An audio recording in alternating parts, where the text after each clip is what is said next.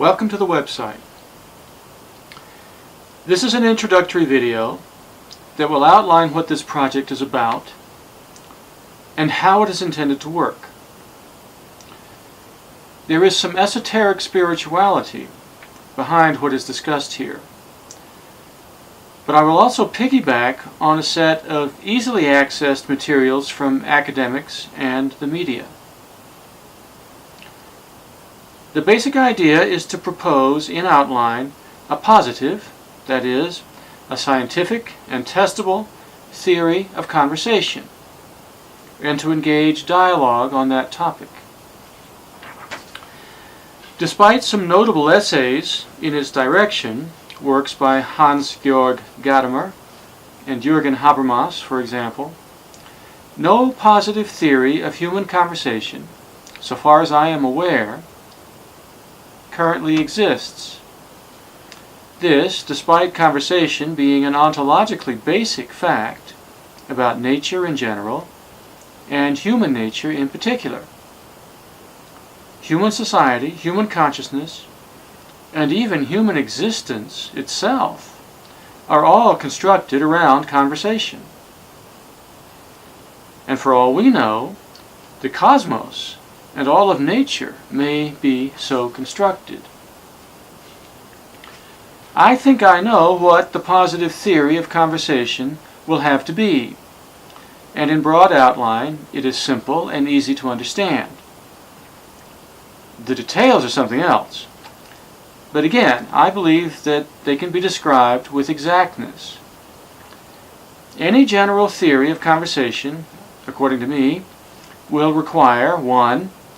Some formulation of the categorical imperative of Immanuel Kant, and 2. Use of the taxonomy of illocutionary speech acts formulated in 1979 by John R. Searle. Beyond these basic elements, which are sufficient for many purposes, detailed investigations are likely to uncover descriptions of conversational spaces requiring point set and algebraic topology. Detailed topological treatments, in turn, will enable algorithms and digital simulations that will enable machine intelligence to communicate effectively with human intelligence. In general, then, a theory of conversation will further enable an interdependent co-determination between human beings and machines, between human beings and other human beings, and probably between human beings and hyperdimensional personalities in the cosmos. One may then reasonably ask, what will be the payoffs to society and to culture should the scientific method, so successful with material sciences and technology, discover and develop a precise understanding of what happens in conversation? I think I know what the answer is here, at least in broad outline, and I will be detailing it with video essays on this website. I think the basic purport of a testable and true theory of conversation is evolutionary. I think human beings are constructed necessarily to evolve into angels. What that proposition means in ordered detail, of course, remains to be seen. And naturally, that proposition will require everyone materially involved with it to make their presences felt, and thus to bend it in one direction or another. But early in 2014, I think we have an adequate spiritual, intellectual, and media infrastructure to consider the proposition and to begin the work of making it actual. Let me briefly rehearse some of the basic sources I will draw on here.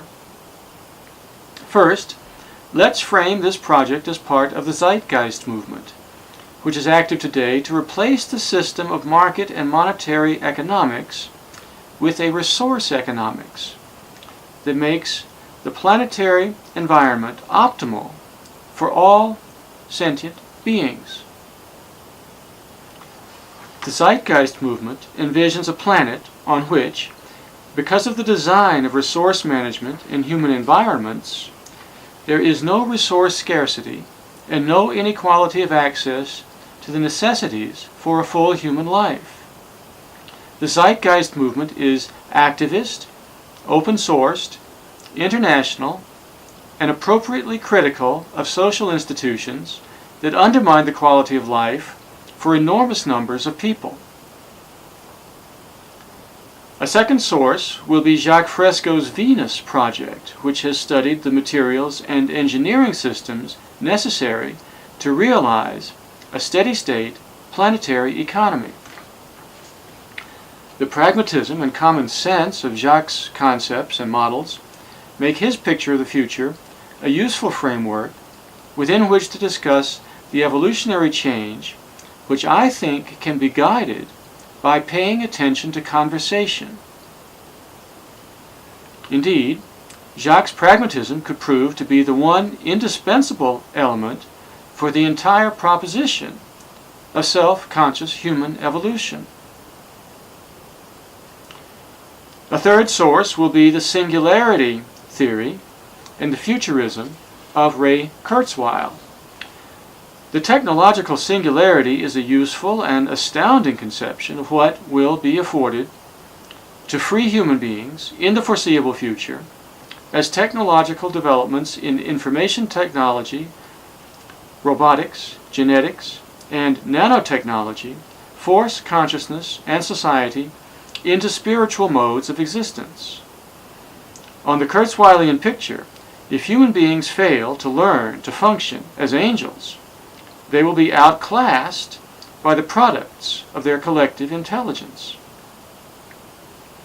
A fourth source will be New Mexico's Cottonwood Institute, which is attempting to find a way, medically, to introduce the deep spiritual and psychedelic experiences that can be induced by psychoactive compounds like dimethyltryptamine into contemporary society. Human consciousness, memory, and thought will soon be understood in some detail to be chemical quanta, and conversation likewise to be a system of physical chemistry that can be tuned, once the right algorithms are adopted, to the very fine vibratory frequencies radiated through the skeletons of human beings. Systematic and controlled resort to some of the deepest experience possible for human beings, with the possible exceptions of birth and death themselves, can only portend, if successfully developed, a society at deep peace with itself and prepared to settle into worlds of spiritual life and light. A fifth source will be the anthroposophy of Rudolf Steiner, the Austrian philosopher and clairvoyant who lived from 1861 to 1925. Rudolf Steiner's indications on the higher cosmic or spiritual worlds in which man exists and to which he can gain self-conscious access with the right moral practices are the source of many of my ideas about conversation. Steinerian anthroposophy is built around Christianity, the spiritual political system that has dominated Western civilization for the past 2,000 years, and which was foreshadowed in a number of pre-Christian epochs and civilizations. Altogether, I expect the development of this website to be engaging and fun, and I encourage visitors who reply to blog posts that interest them. I, for my part, will try to keep up with responses, new posts, and new videos.